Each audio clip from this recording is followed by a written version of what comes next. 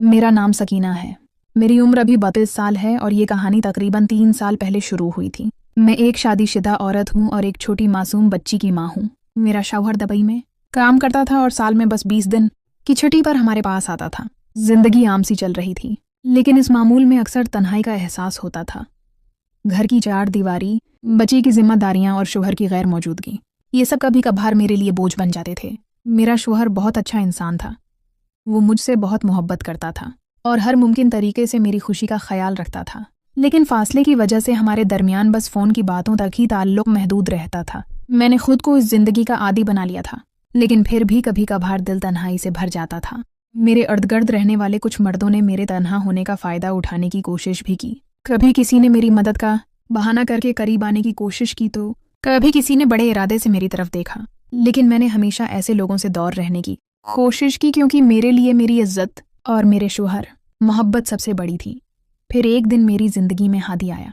हादी मेरी कज़न का बेटा था और मैं उसे बचपन से जानती थी।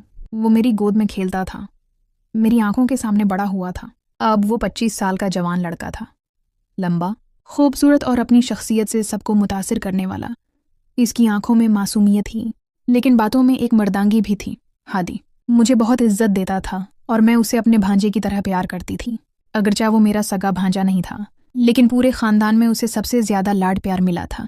इत्तेफाक हादी को हमारे शहर में अच्छी नौकरी मिल गई और वो रहाइश की तलाश में हमारे घर आ गया। इस वक्त मेरे शौहर भी घर पर मौजूद थे। इन्हें मालूम था कि मैं अकेले रहकर कितनी मुश्किलात का सामना करती हूँ, इसलिए उन्होंने हादी को हमारे घर रहने की पेशकश कर दी। इनका ख्याल था कि इस तरह हादी को भी सहूलत होगी और मुझे घर पर एक साथी मिल जाएगा। हादी ने खुशी से ये पेशकश कबूल कर ली और इसी दिन से वो हमारे घर का मुस्तकिल रहायशी बन गया। कुछ दिनों बाद मेरे शौहर दोबारा दुबई चले गए और मैं अपनी रोजमर्रा की जिंदगी में मसरूफ हो गई, लेकिन अब मेरे घर का माहौल बदल चुका था। हादी के आने से घर में एक नई चमक आ गई थी। वो हर वक्त खुश रहने वाला बातौनी और मेरी छोटी बच्ची का पसंदीदा बन चुका था। रात के खाने के बाद हम सब उठकर टीवी देखते। हादी मेरी बेटी को कहानियां सुनाता, उसके साथ खेलता और हंसी मजाक करता। मेरी बेटी उससे बेहद मोहब्बत करने लगी थी और हादी भी उसे अपनी छोटी बहन की तरह प्यार करता था। हादी ने न सिर्फ घर का माहौल खुशगवार बना दिया, बल्कि मेरी रोजमर्रा की परेशानियों को भी कम कर दिया। छोटे मोटे कामों के लिए अब मुझे बाहर जाने की जरूरत नहीं पड़ती थी। हादी खुद ही बाजार से सामान ले आता, घर के छोटे मोटे काम कर देता और हर तरह मेरी मदद करता। घर में एक मर्द की मौजूदगी ने मुझे तहफ़्फ़ुज़ का एहसास दिलाया और मैं खुद को पहले से कहीं ज्यादा सुकून महसूस करने लगी। हादी हफ्ते के कुछ दिन हमारे साथ रहता और जम्हा की रात अपने वालदीन के पास चला जाता, फिर पैर की सुबह 12 बजे दफ्तर चला जाता। उसका ये मामूल 3 माह तक चलता रहा। फिर गर्मियों का मौसम शुरू हो गया। हमारे घर में सिर्फ एक एयर कंडीशनर था जो मेरे कमरे में लगा हुआ था। जब गर्मी शिद्दत अख्तियार कर गई तो मैंने हादी से कहा कि वो मेरे कमरे में ही रहे, सो लिया करो। मेरे दिल में कोई बड़ा ख्याल नहीं था। मैं उसे अपने बेटे की तरह देखती थी, लेकिन क्या मैं वाकई उसे सिर्फ एक भांजे की नज़र से देख रही थी या फिर मेरे दिल के किसी कोने में इसके लिए कुछ और जज्बात भी जन्म ले रहे थे? ये वो सवाल था जो अभी तक मेरे जहन में आया ही नहीं था। हादी के मेरे कमरे में सो जाने के बाद से कुछ अजीब सी तब्दीलियां रोनमा होने लगी थीं। वो रात को मोबाइल पर किसी से लंबी लंबी बातें करता और जब मैं पूछती तो शर्माते हुए कहता, कुछ नहीं खाला, बस दोस्तों से बात हो रही थी। एक दिन मैंने उसके चेहरे पर एक अजीब सी मुस्कुराहट देखी। जब मैंने मजीद पूछा तो उसने एतराफ़ किया, खाला, मैंने एक लड़की से बातचीत शुरू कर दी है। वो मेरे दफ्तर में काम करती है। इसका नाम मारिया है। ये सुनकर मेरा दिल एक अजीब जज्बाती कश्मकश में पड़ गया। एक तरफ मुझे खुशी हुई कि मेरा भांजा अब जवान हो गया है और अपनी ज़िंदगी बनाना चाहता है, लेकिन दूसरी तरफ मेरे दिल में एक चुभन सी हुई। वजह क्या थी? क्या मैं वाकई इस लड़की से हसद महसूस कर रही थी? मैंने खुद को समझाने की कोशिश की कि यह तो फितरी बात है, हादी को अपनी उम्र की लड़कियां ही पसंद आएंगी, लेकिन फिर भी मेरे दिल में एक अजीब सी बेचैनी थी। शायद इसलिए कि हादी अब मेरी रोज़मर्रा ज़िंदगी का अहम हिस्सा बन चुका था। वो सिर्फ एक मेहमान नहीं रहा था, बल्कि मेरे दिन भर के मामूलात, मेरी खुशियों और गमों का साथी बन चुका था। कुछ हफ्तों बाद हादी का रवैया बदलने लगा। वो पहले की तरह हंसमुख नहीं रहा था। एक दिन मैंने महसूस किया कि वो खाना भी ठीक से नहीं खा रहा। जब मैंने वजह पूछी तो उसने बताया कि खाला मारिया ने मुझे छोड़ दिया है। वो अपने बास के साथ मिलकर किसी दूसरे शहर चली गई है।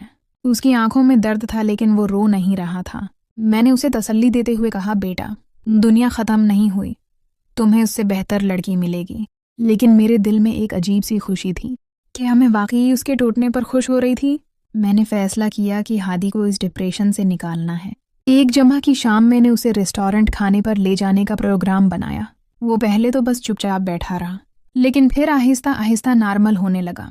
گھر واپس آ کر میں نے اس کے موبائل سے ماریا کی تمام تصویریں ڈیلیٹ کروائیں اور کہا، اب سے تمہاری گرل فرینڈ نہیں، دوست بنوں گی، اور ایک شرط ہے، اب مجھے خالہ یا آنٹی نہیں کہو گی، بلکہ سکینہ کہہ کر پکارو گی۔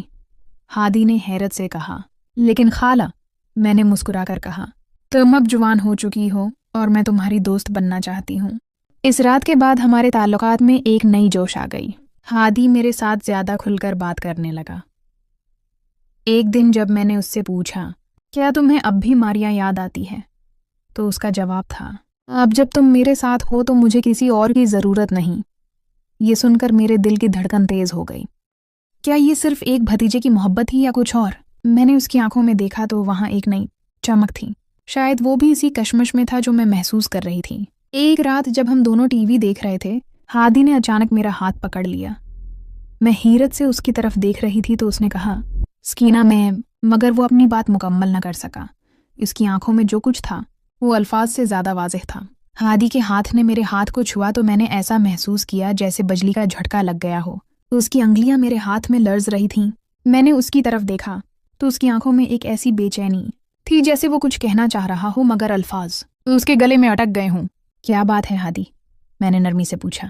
وہ کچھ دیر خاموش رہا، پھر اچانک بولا، سکینہ، میں تم سے، وہ جملہ ادھورا چھوڑ گیا۔